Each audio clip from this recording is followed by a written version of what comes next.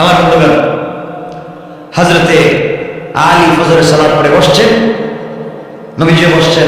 আলী বলছেন, ইয়া রাসূলুল্লাহ, আমি আপনাকে একটা প্রশ্ন করতে চাই বলে নাই, মানে প্রশ্ন পর্যন্ত আসছে। নবীজি দাঁড়াই আলীর হাত ধরছে, কর যাইতে পারবেন আজকে? সুবহানাল্লাহ বললেন না? আজকে যাইতে পারবে না, প্রতিদিন এসে গেলে বলতে চাই আজকে বলে দেওয়া লাগবে।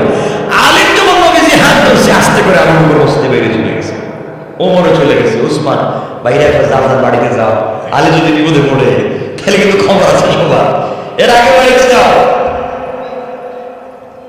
আলী বলতেছেন, ইয়া রাসূলুল্লাহ, আমি কিছু বলতে চাইছিলাম। নবীজি বলছেন, বলো বলো, কি বলবা?